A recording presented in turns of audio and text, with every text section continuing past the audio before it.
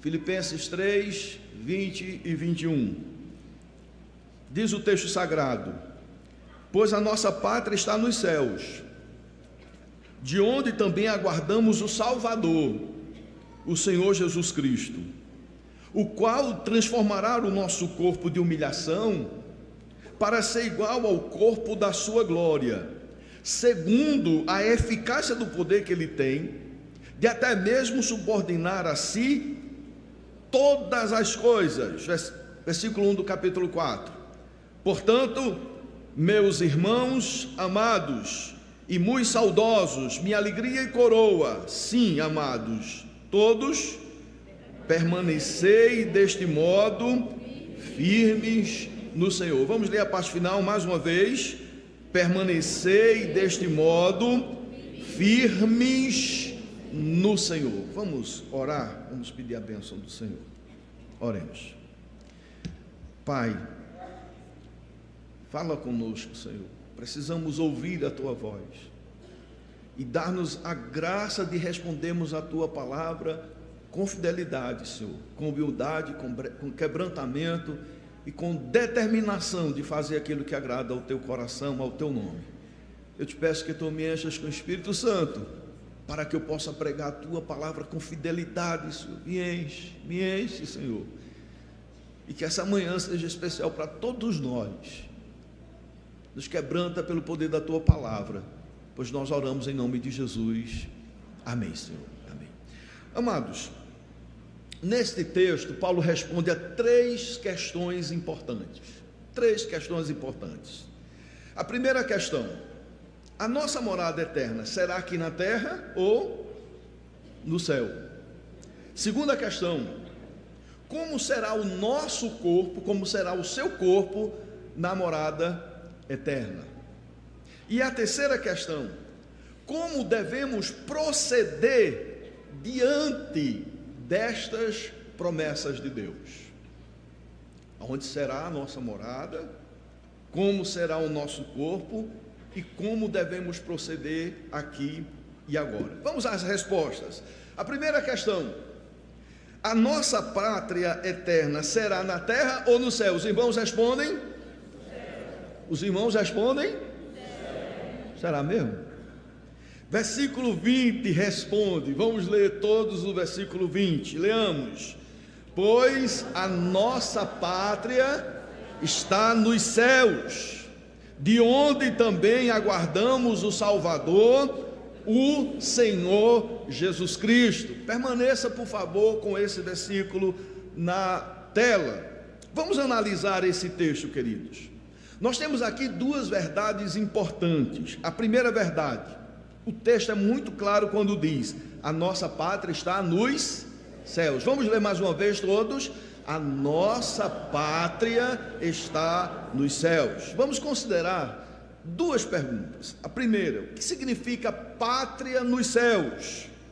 A pátria aqui, querido, significa o lugar onde pertencemos verdadeiramente. Significa o nosso lar permanente. É isso que significa a pátria. Paulo está ensinando que, como filhos de Deus, nossa verdadeira casa não é a casa aqui da terra, não está aqui neste mundo, não está aqui nesta dimensão. Nossa verdadeira casa está no céu. Nossa verdadeira casa está no céu. E a pergunta é: onde é que Deus está? Deus está no céu. Será no céu onde viveremos para sempre com Deus. Aleluia. A nossa pátria está nos céus. No Evangelho de João, no capítulo 14, versículo 2 e 3, está escrito, veja, queridos, leia comigo, todos juntos: na casa de meu Pai há muitas moradas, se assim não fora, eu vou-lhe teria dito, pois vou preparar-vos lugar, voltarei e vos receberei para mim mesmo, para que onde eu estou, estejais vós também. Quem disse isso? Jesus. Vamos meditar então nesse texto, queridos. A palavra do Senhor nos diz, o próprio Cristo: na casa de meu Pai há muitas moradas. Abra a Bíblia e acompanhe por gentileza. João 14, versículo 2 e 3.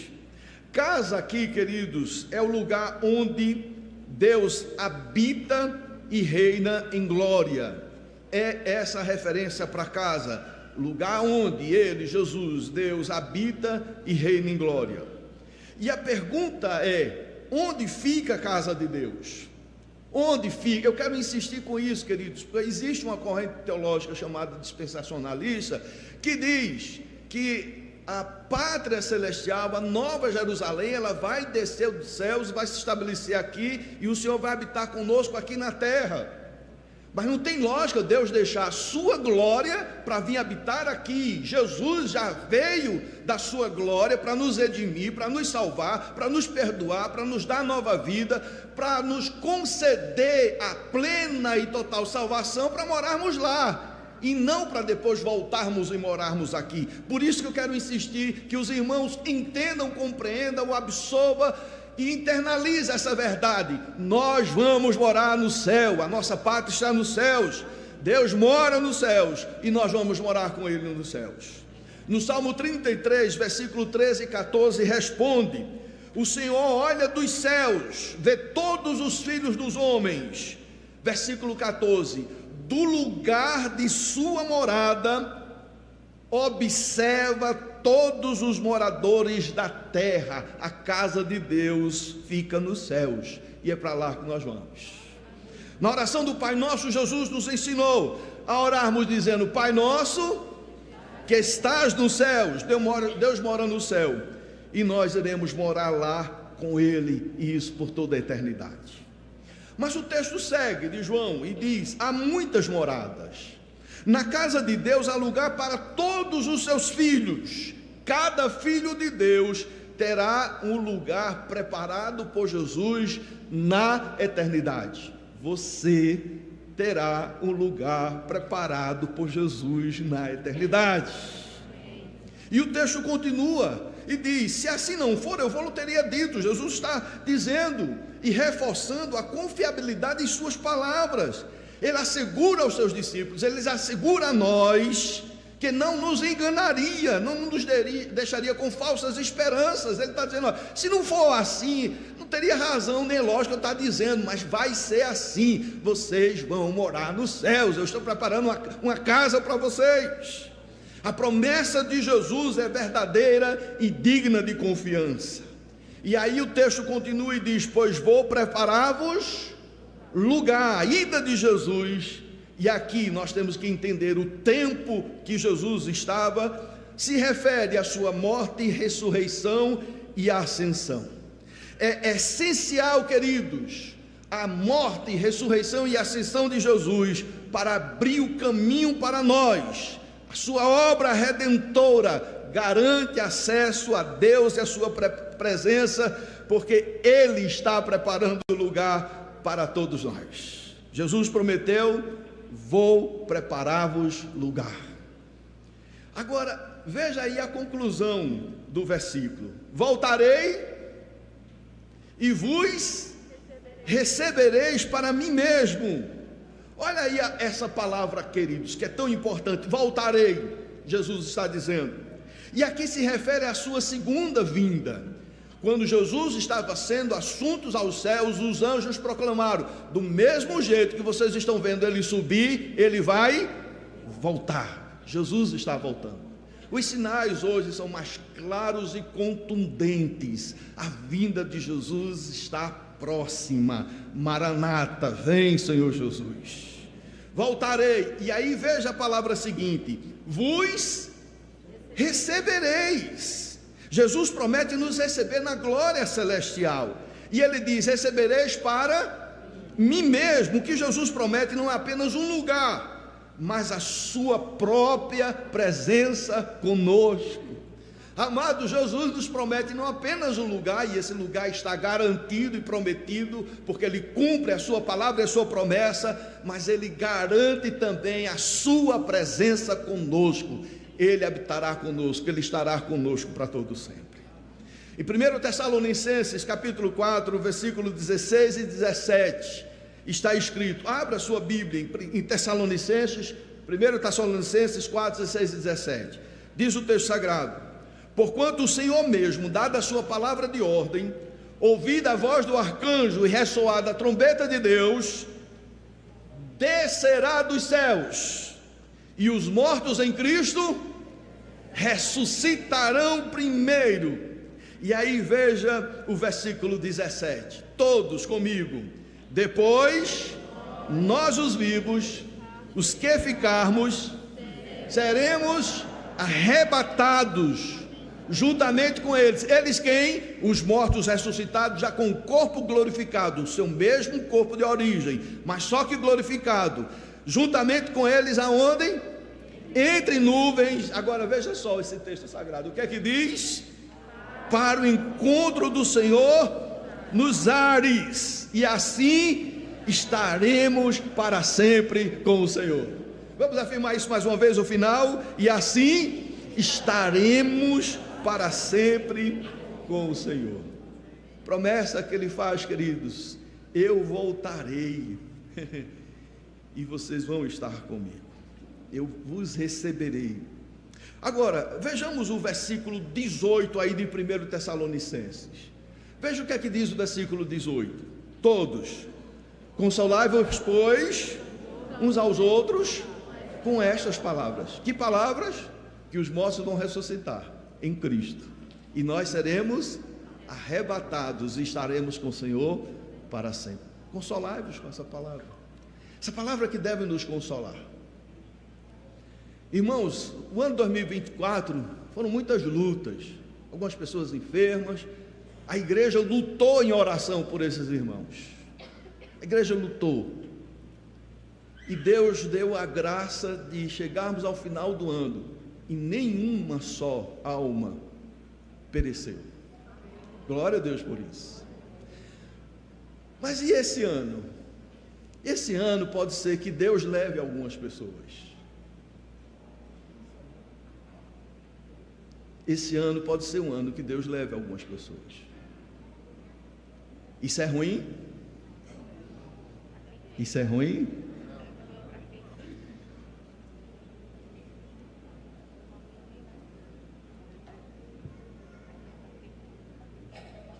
Paulo diz que morrer é estar com Cristo, o que é incomparavelmente melhor. Você crê nisso? É incomparavelmente melhor.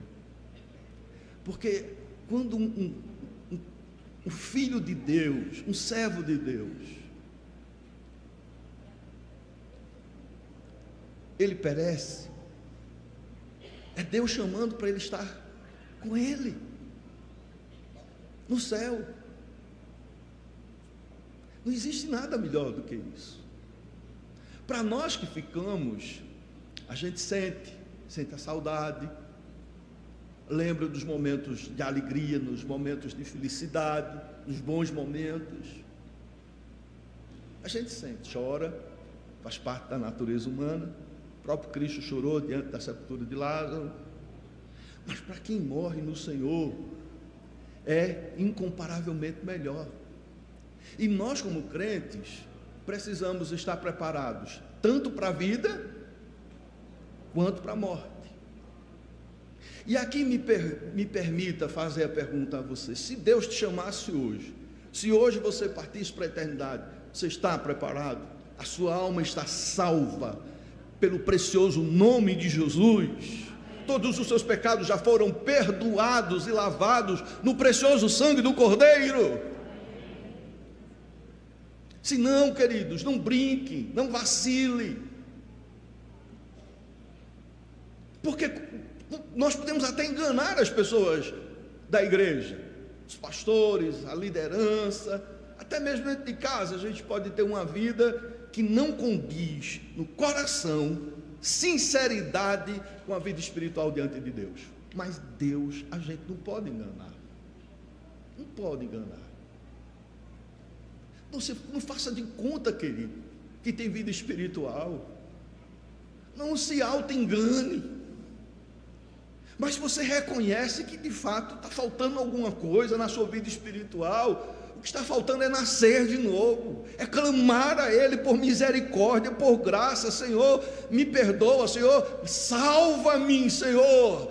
E a palavra do Senhor nos diz: justificados, pois mediante a fé temos paz com Deus, e essa paz que é a evidência da nossa verdadeira justificação em Cristo Jesus. Hoje, queridos, não saia dessa igreja sem se render totalmente a Ele. Mas a todos nós devemos estar conscientes, lúcidos, cheios de certeza de que aos que partirem Cristo Jesus, partem para uma vida muito melhor. Mas nós ainda temos uma outra garantia, é de que nós vamos nos reencontrar e seremos arrebatados e estaremos para sempre com o Senhor Jesus. E é por isso que ele diz: consolai-vos uns aos outros com esta palavra. Meus queridos irmãos, esse texto destaca que a esperança cristã, de que a salvação não se limita a escapar do pecado ou da condenação, mas culmina em uma união eterna e gloriosa com Cristo, onde a plenitude de vida será experimentada em sua presença. Veja o que é que o texto diz: porque onde eu estou, estejais vós também. O objetivo final da promessa é a união eterna e gloriosa com o Senhor Jesus.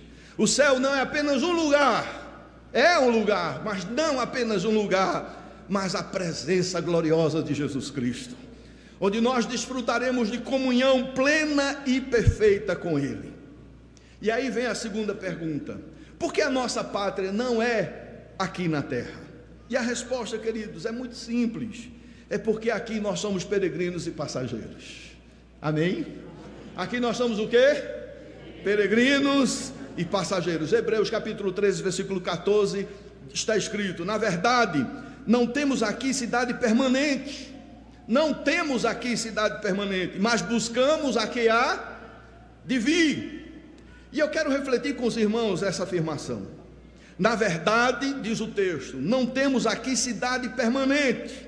Essa frase enfatiza a natureza transitória da terra. O autor de Hebreus afirma que este mundo não é o nosso destino final, mas é um lugar passageiro, é um lugar de preparação, e você só se prepara para encontrar com Deus através de Jesus, como Ele mesmo diz: eu sou o caminho, a verdade e a vida, e ninguém vem ao Pai senão por mim. Assim como Abraão e os patriarcas buscaram a cidade que tem fundamentos, os filhos de Deus, nós também reconhecemos que a nossa permanência aqui é temporária. E o texto continua e diz: mas buscamos a que há de vir. A cidade que há de vir, querido, se refere à nossa pátria celestial, se refere ao reino eterno de Deus, onde Ele habitará com o seu povo para sempre. Primeira verdade: a nossa pátria está nos céus. Segunda verdade: de onde também aguardamos o Senhor, o Salvador, Jesus Cristo. Amados, a expressão de onde refere-se ao céu. Aonde é que Jesus está? Nos céus. E nós estamos aguardando a Ele dos céus. Ele virá, Ele descerá. Atos 1:11.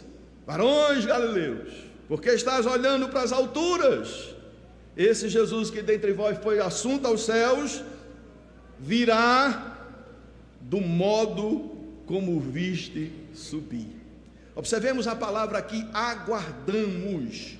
Sugere uma atitude ativa de expectativa e esperança. Não devemos viver apenas focado no presente. É claro que nós devemos ter alvos para essa terra, sonhos, projetos, trabalhos, empreendimentos. A iminente volta de Jesus não deve nos levar a cruzar os braços, a parar e ficarmos passivos numa expectativa da sua volta. Não, de maneira nenhuma. Nós temos que ter a certeza de que a qualquer momento Jesus vai voltar, mas nós precisamos tocar a vida com toda intensidade, dando o melhor, procurando fazer diferença. O Senhor nos mandou ser sal e luz, o Senhor nos mandou fazer diferença nesse mundo, dar o melhor de nós, de cuidar dos pobres, dos necessitados, de evangelizar, de proclamar o reino de Deus, de fazer diferença para a glória de Deus. Nós temos que ter a expectativa do retorno imediato de Jesus, mas os nossos sonhos, nossos projetos têm que ser também a curto, médio e longo prazo, porque Deus nos colocou aqui para fazer diferença nesse mundo transitório. Queridos, quando Jesus voltar, Ele estabelecerá seu reino de forma plena. E aí no final do versículo 21, nós temos 3 verdades sobre Jesus. Final do versículo 21, veja o que o texto diz: aguardamos o Salvador,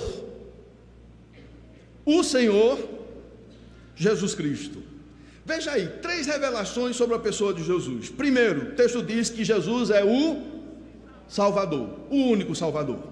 O texto também diz que Jesus é o Senhor, Ele tem o domínio de todas as coisas, o Senhor está no controle de todas as coisas. E a terceira revelação, Jesus é o Cristo, o Messias, o enviado, o prometido de Deus. A primeira questão: a nossa morada eterna será aqui ou no céu? Qual a resposta? No céu. Segunda questão: como será o nosso corpo na morada eterna? O versículo 21 responde, vamos ler todos: o qual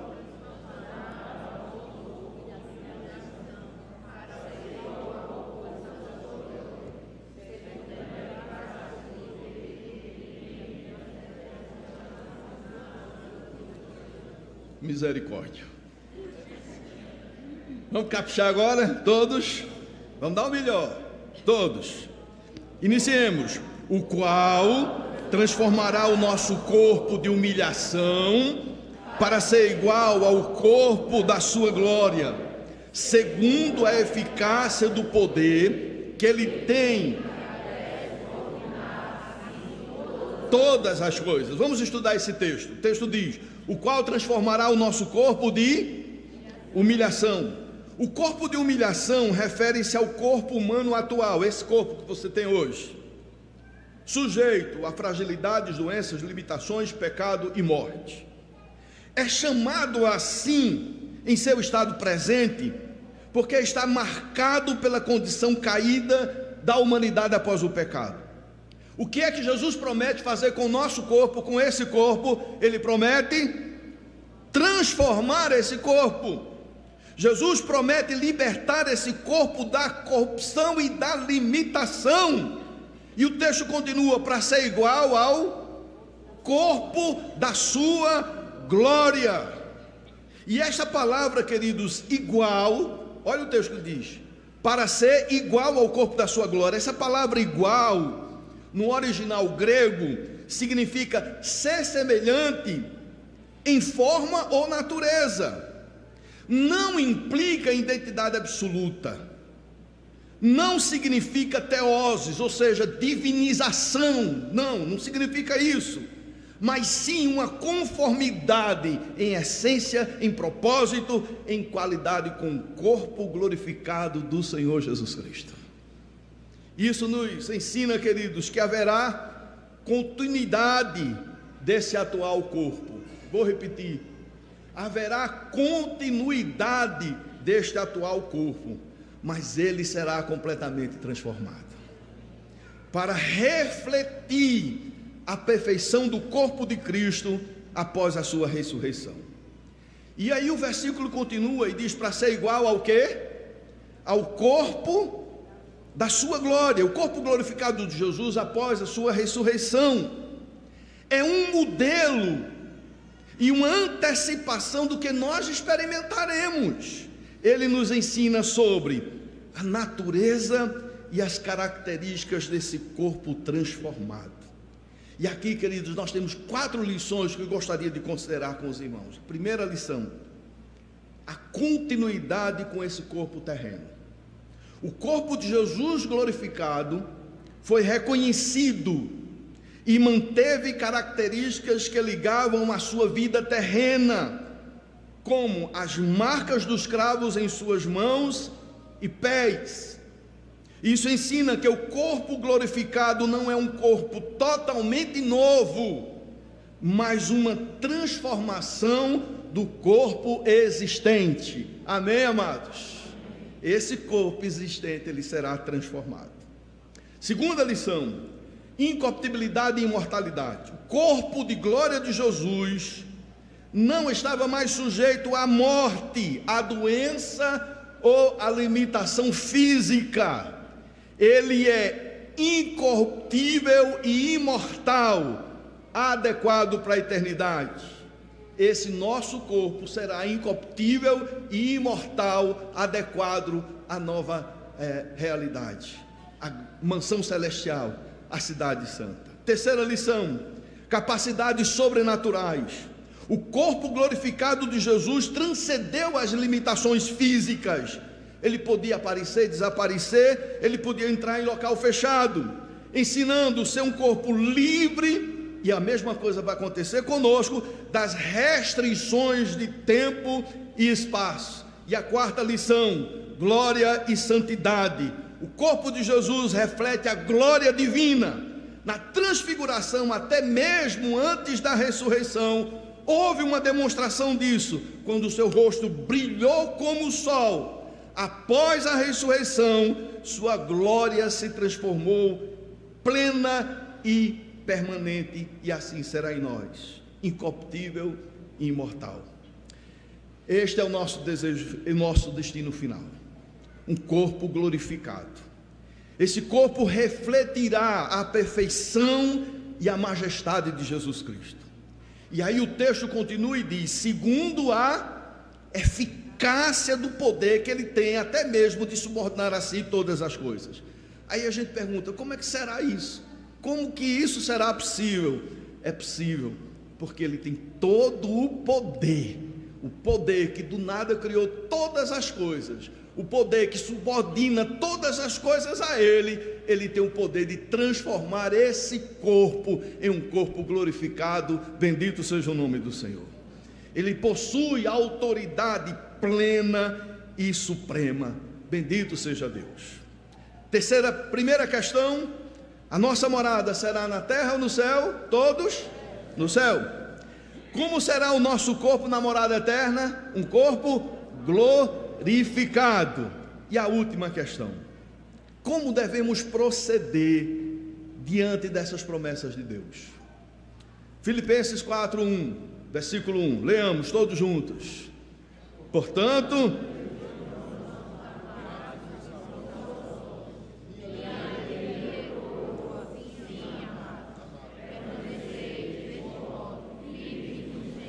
como devemos nos comportar nesse mundo? Firmes no Senhor. Como é que você deve se comportar, queridos, diante desse mundo? Das tentações, provações, inquietações, projetos, planos, os desafios familiares, doenças, enfermidades, às vezes dificuldade financeira. São tantas coisas, sonhos que ainda não se realizaram e parece que não vão se realizar. O que é que o texto diz? Você deve permanecer firme no Senhor. A exortação é clara: devem permanecer firmes na fé, inabaláveis na sua confiança em Deus e sempre obedientes ao Senhor. Hebreus capítulo 12, versículo 1 e 2, por favor, coloca na tela. Hebreus 12, 1 e 2. Vamos ler, queridos. Portanto, também nós, visto que temos a rodear-nos tão grandes nuvens de testemunhas, desembaraçando-nos de todo o peso e do pecado que tenazmente nos assedia, corramos com perseverança a carreira que nos está proposta. Versículo 2. Eu gostaria que toda a igreja lesse agora, tomando posse e já aplicando a sua vida. Todos. Olhando firmemente para o autor e consumador da fé, Jesus, o qual, em troca da alegria que lhe estava proposta, suportou a cruz, não fazendo caso de ignomínia, e está sentado à destra do trono de Deus. Como é que devemos viver esse presente século? Como é que devemos viver nessa terra que para nós é passageira e transitória? Olhando firmemente para o autor e consumador da fé. E olha, queridos, como é que Jesus se comportava. Tendo em vista a alegria que estava proposta, ele suportou a cruz. Jesus, ele fundamentou e se firmou nas promessas da glória estabelecida desde a eternidade pela Trindade Santa, e por conta disso ele suportou a cruz. Que lição preciosa é essa? Diante de todos os desafios que nós enfrentamos, nós devemos contemplar a glória que está proposta, a cidade celestial, esse corpo transformado, e permanecer firme na fé, porque o que aconteceu com Jesus vai acontecer conosco. Louvado e bendito seja o nome do Senhor. Eu quero concluir, queridos. Nós estamos iniciando mais um ano, 2025. Coloque os seus olhos na pátria celestial. Amém? Coloque os seus olhos na pátria celestial. A equipe do louvor. Nunca esqueça, diante das decisões que você tem que tomar, que elas sejam pautadas na perspectiva da pátria celestial. Diante dos sonhos, dos projetos, dos comportamentos, da resistência às tentações, às provações, não tire os olhos da eternidade. A eternidade é que deve nortear a nossa vida presente. Amém? A eternidade, a pátria celestial, a glória celestial, a transformação desse corpo, que será um corpo glorioso e para toda a eternidade. Essa realidade espiritual é que deve nortear cada procedimento, cada palavra nossa, cada pensamento, cada atitude, o que fazer e o que não fazer. Segunda aplicação: se fortaleça mediante a promessa de que receberemos um corpo glorificado. Diante da luta, diante do enfraquecimento, diante das circunstâncias adversas, se fortaleça. O Senhor tem prometido a glorificação desse corpo. Esse corpo vai ser glorificado. Hoje ele pode estar sendo atingido por uma enfermidade que está devorando, mas esse corpo vai ser glorificado. E assim permaneça firme no Senhor. Abra a palavra de Deus em 2 Timóteo capítulo 4, versículos 7 e 8. E essa deve ser a nossa atitude, essa deve ser a nossa postura. No dia 31, desafiamos essa igreja a ter uma vida de oração mais intensa e orar mais. Hoje, nós queremos exortar essa igreja a conduzir a sua vida terrena na perspectiva da eternidade. Na perspectiva da eternidade. E permanecer firme, abundante na obra do Senhor, vida de santidade íntegra, e sendo abençoadores, e acima de tudo, esperando e apressando a vinda do Senhor. 2 Timóteo 4, 7 e 8. Toda a igreja comigo. Combati